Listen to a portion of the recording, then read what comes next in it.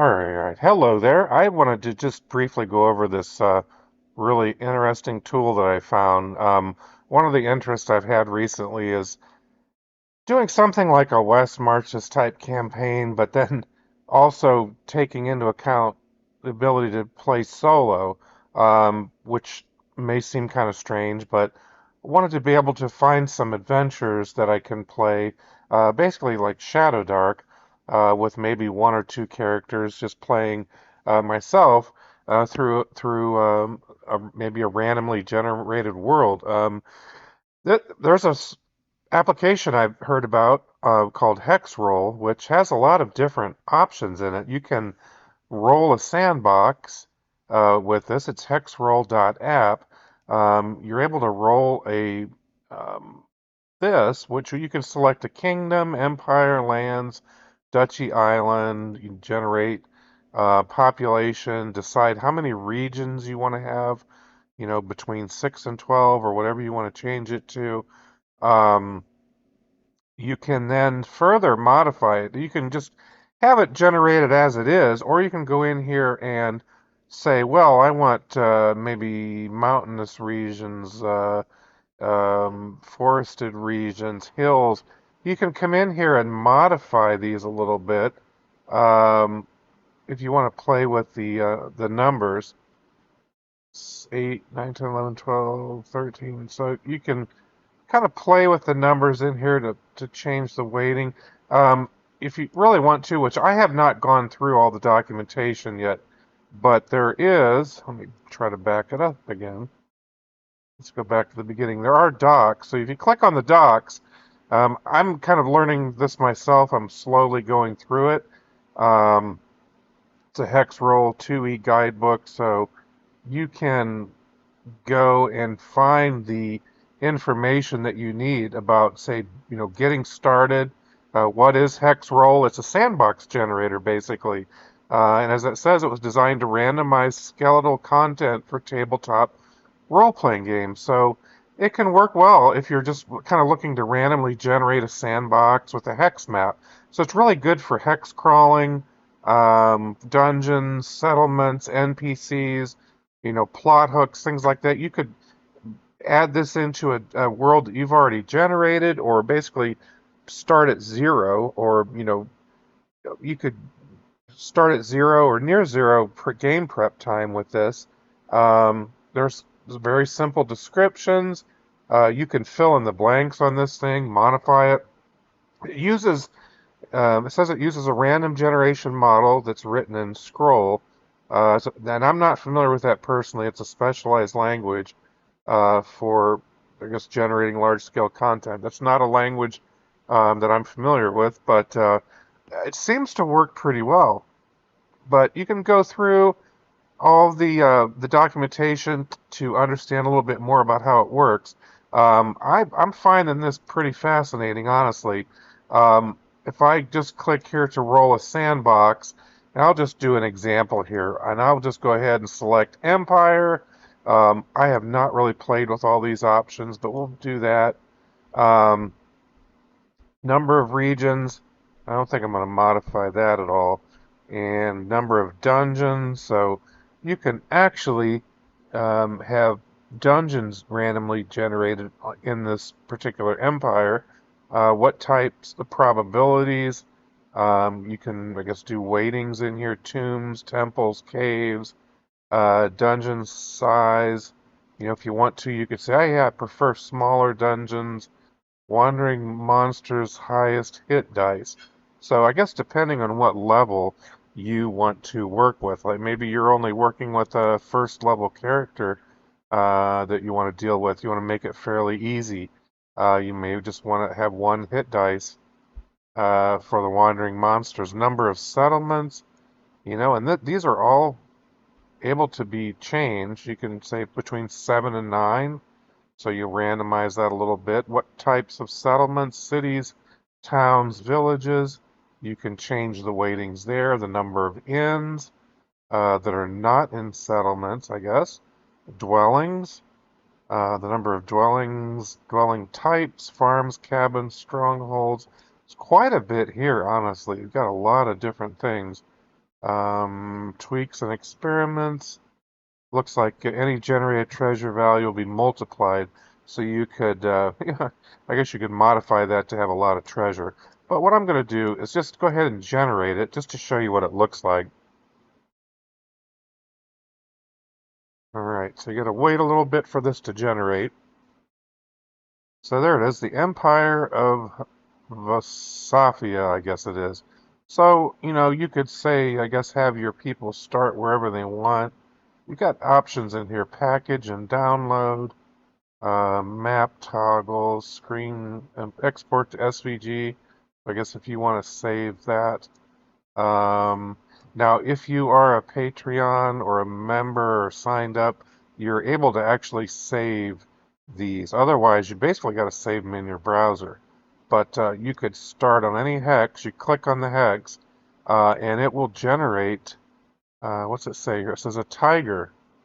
The Empire of Asafia, Demon's Fork Woodlands, hex W10 and 19. So it's actually keeping track of the hex, as you see here. I'm highlighting that, which is really cool. So you could keep really good records on what's going on. It says a small pond sits between the woods here. At night, countless mysterious forms glow in eerie purple light deep in the water. A tiger is sleeping next to a clearing. There is a 2 in 6 chance of encountering it. So you could roll your die and determine whether or not you actually have to deal with this thing.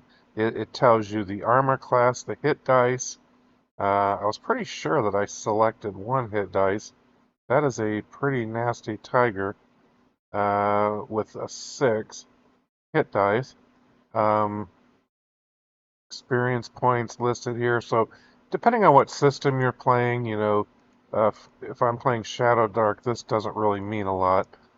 This is probably more for 5e or whatever. Regional weather. So within this hex, if you can roll for what weather you're going to experience in that hex. But you can see that as you move through here, you come up with how long it may take you to go from one hex to another.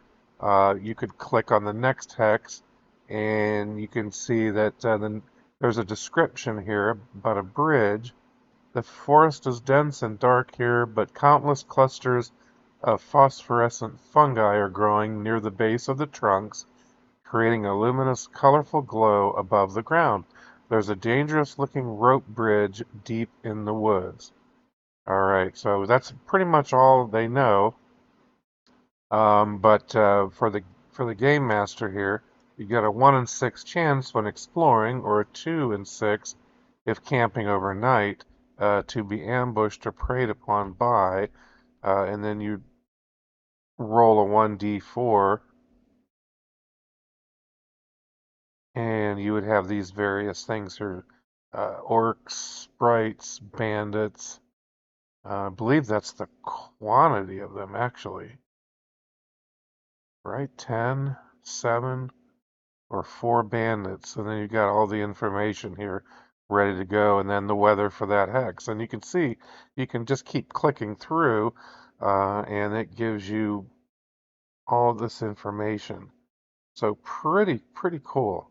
You've got this road here. I don't know. I guess you could, okay, so yeah, that's pretty much what this does, but it kind of generates all this for you. And like I said, if you save it, um, you can continue to use it. Now there is kind of a cool option here where you can actually package and download it. So Hexroll is now casting a package Sandbox spell. Now there's a downloadable reader that allows you to open this offline. So you don't necessarily have to have this in your browser. You can use this with this app. All right, so now the Hexroll backpack file is ready for download. So you can click on download, and then that will go here. And then there is this Hexroll backpack application that actually lets you launch that.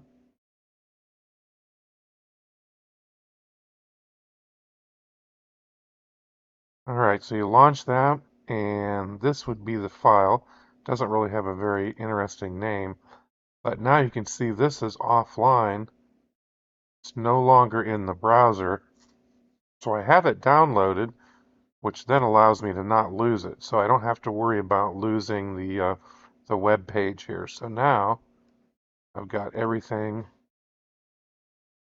right here in this app and can run through the Hexcrawl. All right, so one of the things I'm most interested in is the rolling the solo sandbox. And I'm going to back up a little bit here. Again, I did download this Hexroll backpack. This is the offline, where it gives you the offline viewer for the second edition Sandbox snapshot files, which is really cool. The only thing I haven't really figured out yet is whether that works with the solo one. I don't think it does. I'm gonna try this again because the one that I'm really interested in doing is this solo. I'm just gonna pick an island. Um, don't think I'm even gonna mess with a lot of the rest of this. Just gonna let it go. I'm just doing this to demonstrate. So I'll just hit generate. Okay, choose a starting point. Welcome to your solo sandbox. In solo mode, the hex map is revealed incrementally, starting with the first hex you visit, which I love it.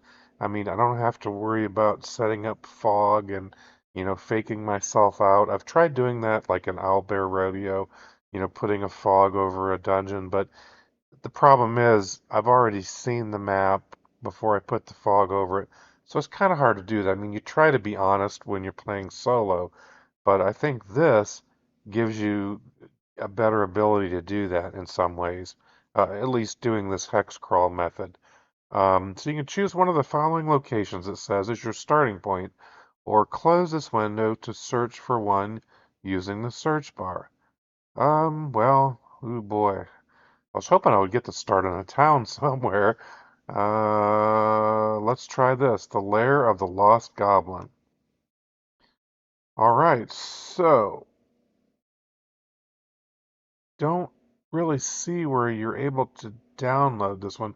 It would be kind of nice if you could. I need to look at guess I need to look at the information here. All right, I kind of messed things up, it looks like.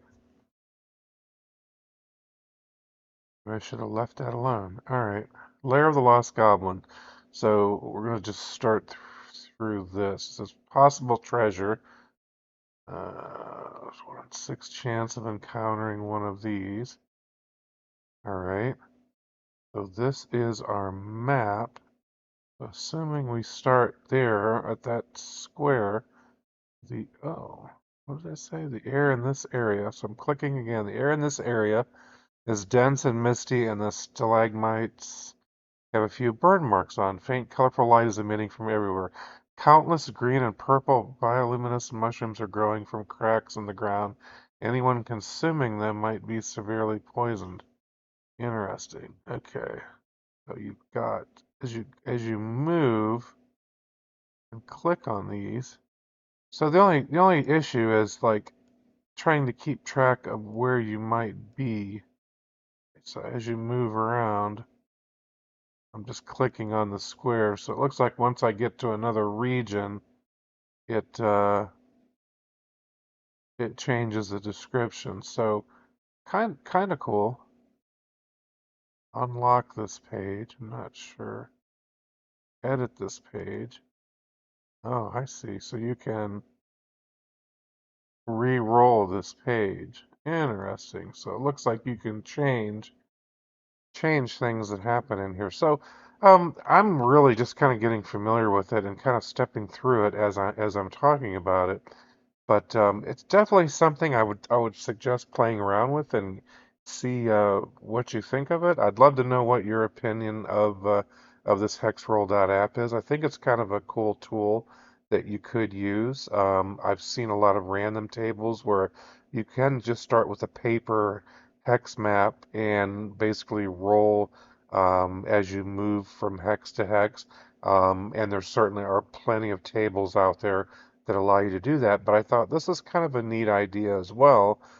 being able to do this either through the web browser or through their offline viewer. So let me know what you guys think. I'm going to play around with this some more.